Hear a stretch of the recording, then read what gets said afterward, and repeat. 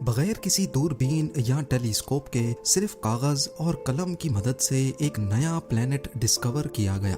ये कारनामा आज से 175 साल पहले फ्रेंच एस्ट्रोनॉमर उर्बैन लिवेरिये ने अंजाम देकर पूरी साइंटिफिक कम्युनिटी को हैरत में डाल दिया।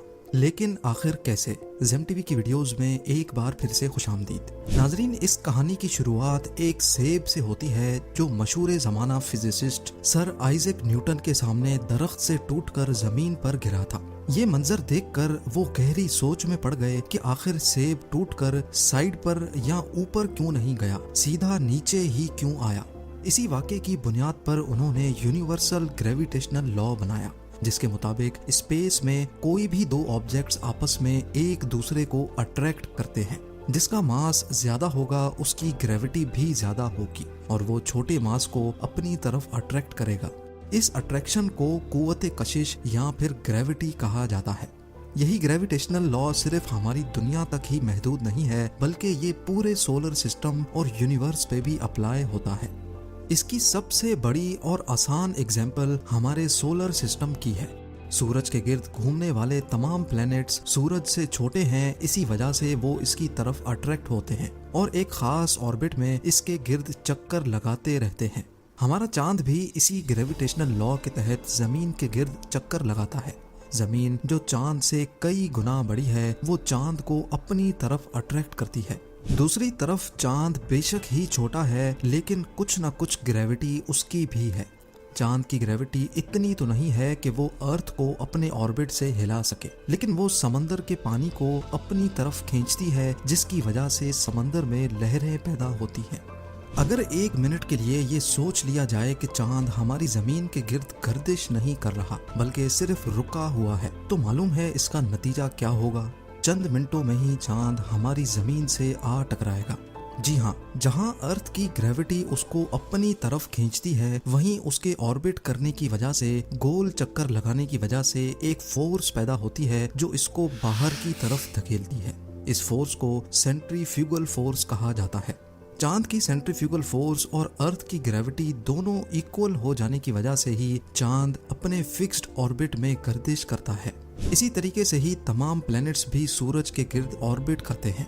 न्यूटन के इस ग्रेविटेशनल लॉ पे कई एक्सपेरिमेंट्स हुए, रिसर्च हुई और ये साबित हुआ कि हमारी कायनात का पूरा निज़ाम इसी लॉ पे डिपेंड करता है।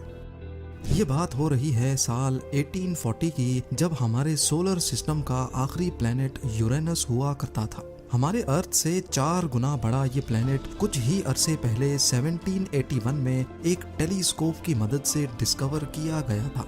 लेकिन इस प्लैनेट के इस सैयारे के ऑर्बिट में एक अजीब सी गड़बड़ नोटिस की गई।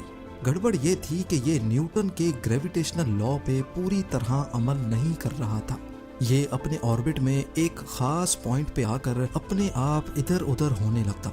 ग्रेविटेशनल लॉ जिसकी वजह से पूरी यूनिवर्स का सिस्टम चल रहा है, भला सिर्फ एक प्लेनेट उसके खिलाफ कैसे काम कर सकता है।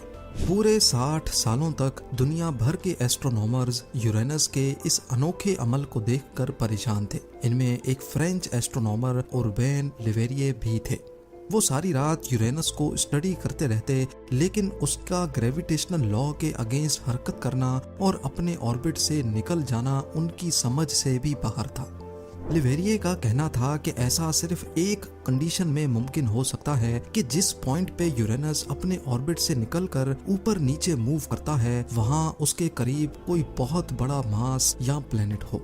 लेकिन मसला तो यही था कि किसी को भी उसके आसपास कोई प्लेनेट नजर नहीं आ रहा था। हत्ता के कुछ एस्ट्रोनॉमर्स ने तो ये भी कहना शुरू कर दिया कि न्यूटन के ग्रेविटेशनल लॉ में कोई चीज मिसिंग है, शायद ये लॉ ही गलत है।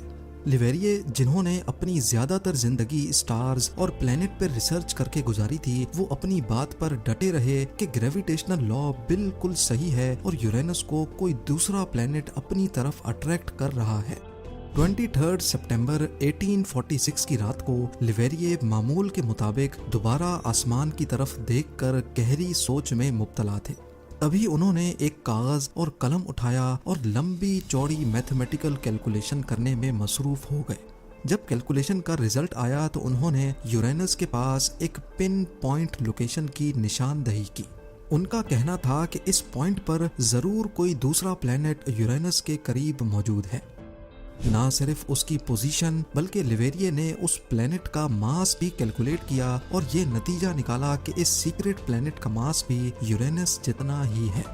जब उन्होंने ये तमाम डिटेल्स पब्लिक कर दी तो इस थ्योरी को अपोज करने वाले एस्ट्रोनॉमर्स ने लिवेरिए का ठीक ठाक मजाक बनाया, क्योंकि यूरेनस के करीब बज़ाहिर ऐसा कोई प्लेनेट मौजूद ही नहीं था। उन्होंने ये तमाम डिटेल्स बर्लिन में मौजूद उस वक्त की सबसे बड़ी ऑब्जर्वेटरी को भेजी और उनसे रिक्वेस्ट की कि स्पेस के ठीक इस खास हिस्से में यूरेनस के करीब किसी ताकतवर टेलीस्कोप से देखा जाए। बर्लिन ऑब्जर्वेटरी के डॉक्टर योहान गॉटफ्रीड गेल ने जब आसमान के उस खास हिस्से में देखा तो उनको भी अंधेरे आसमान के सिवा कुछ ना दिखा। लेकिन जब थोड़ा मजीद फोकस किया गया तो वाकई ठीक लिवेरिए की बताई हुई जगह पर एक नीला सैयारा तैर रहा था। इसका साइज वाकई यूरेनस जितना ही था, यानी इसमें हमारे अर्थ जितने 4 प्लैनेट्स फिट आ सकते हैं। यूं समझ लें कि अगर अर्थ एक टेनिस बॉल है तो इसका साइज बास्केटबॉल जितना था। लिवेरिए की प्रेडिक्शन और कैलकुलेशन बिल्कुल एक्यूरेट थी। सोलर सिस्टम का 8वां प्लैनेट ढूंढा जा चुका था जिसको आज हम नेपट्यून के नाम से जानते हैं। नेपट्यून वो पहला प्लैनेट है जिसको किसी टेलीस्कोप से नहीं बल्कि मैथ्स के फॉर्मूलाज एक पेपर और कलम की मदद से ढूंढा गया। ये प्लैनेट लिवेरिए से पहले मशहूर ज़माना एस्ट्रोनॉमर और टेलीस्कोप के इन्वेंटर गैलीलियो ने भी देख रखा था, लेकिन गैलीलियो हमेशा इसको एक स्टार मानते थे।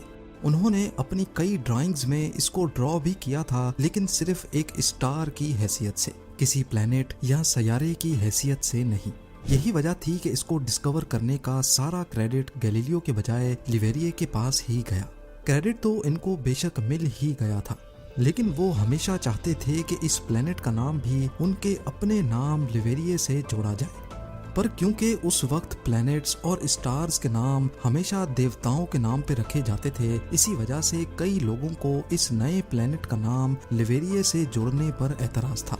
सबकी म्यूचुअल अंडरस्टैंडिंग के बाद इसका नाम रोमन देवता नेपट्यून के नाम पे रखा गया। 1989 में नासा का वॉयेजर 2 स्पेसक्राफ्ट पहली बार नेपट्यून के पास से गुजारा गया। 3000 मील दूर से वॉयेजर 2 ने नेपट्यून की कई फोटोग्राफ्स कैप्चर की।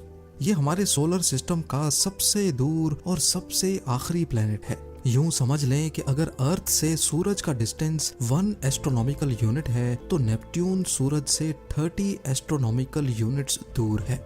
सूरज से इतना दूर होने की वजह से ही यहाँ का टेम्परेचर -190 डिग्री सेल्सियस रहता है। नासा के मुताबिक ये बर्फ का बहुत बड़ा जाइंट है जहाँ हर वक्त तूफान चल रहे होते हैं। ऐसे तूफान जिनकी स्पीड 2000 किलोमीटर पर आवर तक पहुँचती है। याद रहे कि अर्थ पर सबसे तेज तूफान की स्पीड 407 किलोमीटर पर आवर तक रिकॉर्ड की गई थी।